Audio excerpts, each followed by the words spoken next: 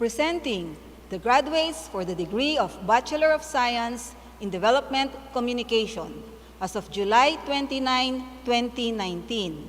Benice Angelique Batrial, Maris Diagan, Ayla Monica Flores, Jeru Newell Marmol, Francisco Allen Mendoza, Joji Ocampo, Miguel Paulo Valencia.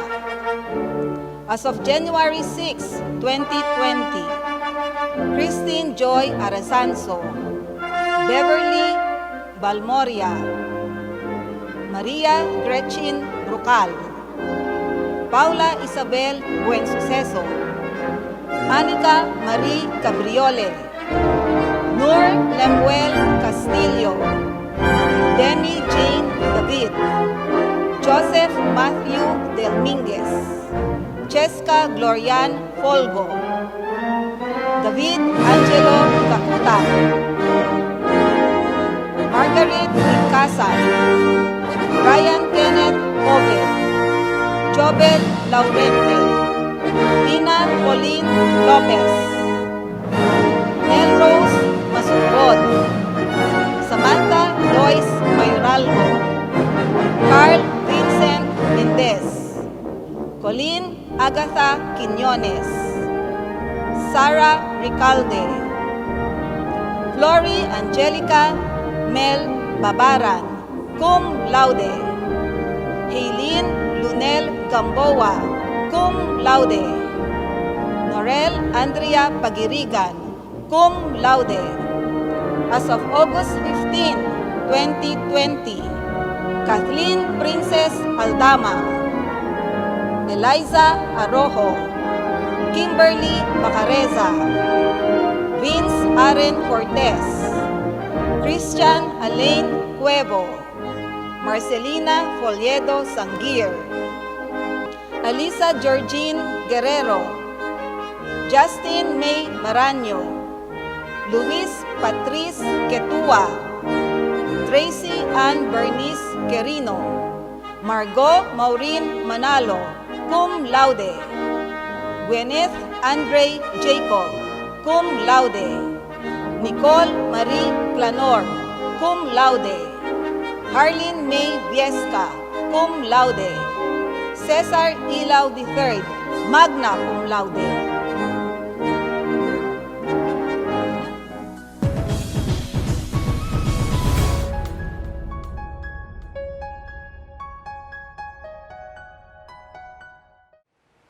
A pleasant morning to everyone, and to the UPLB class of 2020, let us congratulate ourselves for hurdling every difficulty that we encountered in our journey towards graduation. Let us not just applaud our fellow students who are graduating with Latin honors, but also those who did not wait for their formal graduation to assume their responsibility as members of our society. Let us be thankful to our fellow students who are selfless and brave enough to go out on the streets and be the voice of the voiceless while minding their academic requirements. These questions made me realize that my worth as a person and my ability to make a change in our nation are not inversely related to the number of years I took to finish my degree program. 5 long years of perseverance, diligence, and yes, moments of doubt. But finally, here I am with my sablay. This is not to encourage academic delinquency, but to remind people that things could still get out of hand even if you exerted so much effort to avoid such unfortunate circumstances.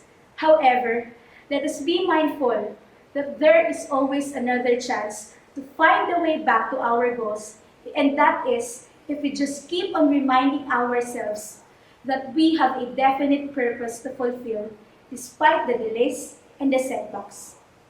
I also hope that people will stop being judgmental to delayed students and invalidating their efforts. Let us constantly be reminded that we are not actually aware of what they had to go through just to attend every class or to submit every class requirement. And to you, my fellow graduates, let us remember that each of us as a story worth sharing, because it is not just our academic feats that make our stories and college life valuable, but rather the lessons that went with them.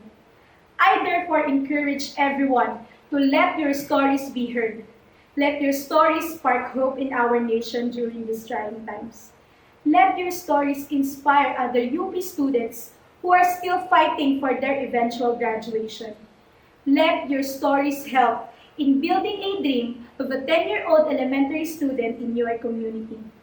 Let your stories encourage incoming and current college students to broaden the purpose of their professional dreams from just earning a decent income for their families to also serving our nation.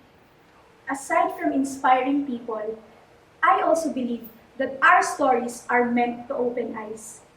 I am well aware that with us are graduates who struggled financially while finishing their degree programs because of the multitude of academic requirements that they had to spend their tight allowances on. Some of us may even have friends, former classmates, or relatives who opted to stop attending college because of the lack of financial resources. Let us then amplify these stories to serve as a wake-up call to those officials sitting inside their air-conditioned government offices that quality education remains a privilege for some instead of being a right for everyone. Some of us may also belong to communities where out-of-school children and out-of-school youths are common. Let us echo the stories of these people to call for an inclusive education system. And now that the new normal for students necessitates having stable internet connection and electronic devices, it is expected that more students will be deprived access to quality education. Parati nating naririnig na kabataan ng pag-asa ng bayan. Pero paano ito mangyayari kung hahayaan nating manatili ang isang sistemang patuloy na pumapatay sa pag-asa nilang makapag-aral? Let us continue calling for a sustainable change in our education system. Let us strive for a new normal in which no students are left behind because our country is investing more on ensuring equal access to quality education. Right now, we are all enraged with the incompetence of this government in addressing the pressing issues in our country. This should make us more eager to fulfill our duty as a scholar ng bayan para sa bayan while remembering the reasons why we desire to make a positive impact in our nation. I hope the values that the university instilled in our hearts will be our armor against corruption and will be our guide to always side with what is just and right. One of us can be the next leader of this country, but still fail to serve the people because of the lack of compassion and the wrong inclination of the heart.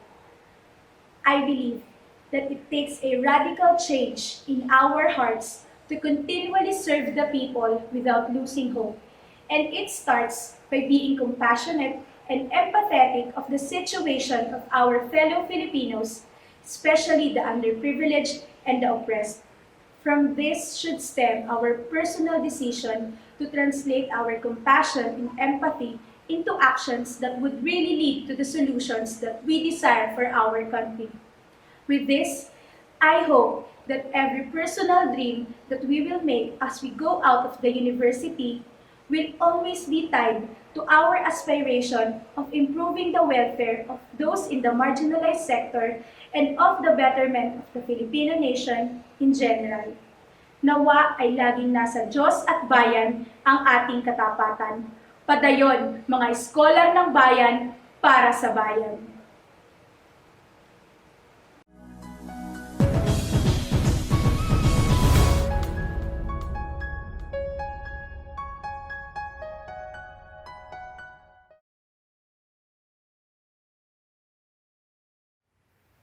Tapat akong sumusumpa bilang isang nakapagtapos sa Universidad ng Pilipinas na sisikapin kong maging karapat-dapat sa karangalan at pamantayan at kahusayan ng aking universidad, na isasaloob ang mga bagay na mag-aangat sa aking kaisipan at pagkatao at mamamalaging nasa panig ng batas, kalayaan at katarungan, alang-alang lahat sa paglilingkod sa bayan at sangkatauhan.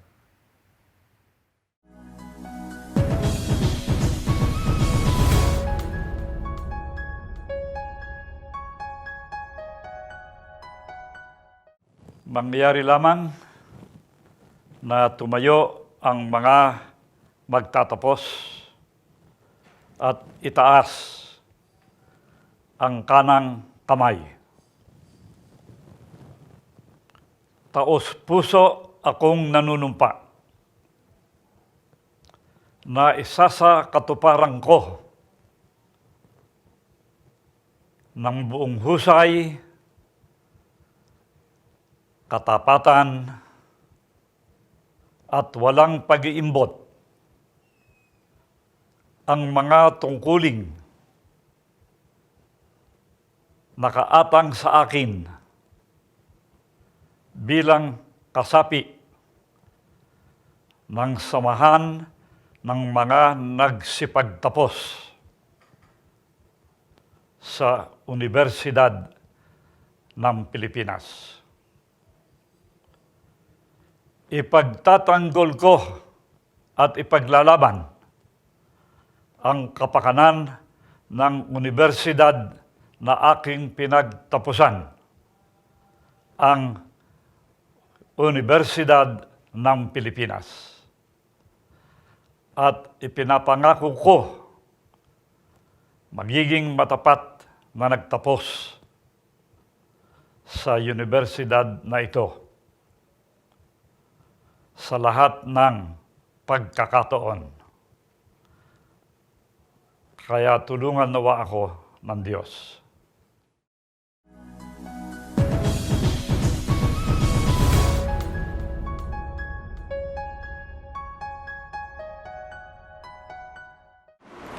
Pakitaas po lamang ang ating kanang kamay at sumunod po kayo sa akin.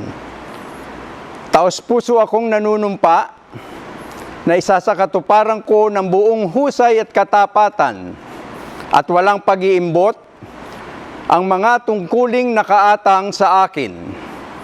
Bilang kasapi ng samahan ng mga nagtapos sa Universidad ng Pilipinas, Los Baños, ipagtatanggol ko at ipaglalaban ang kapakanan ng universidad na aking pinagtapusan.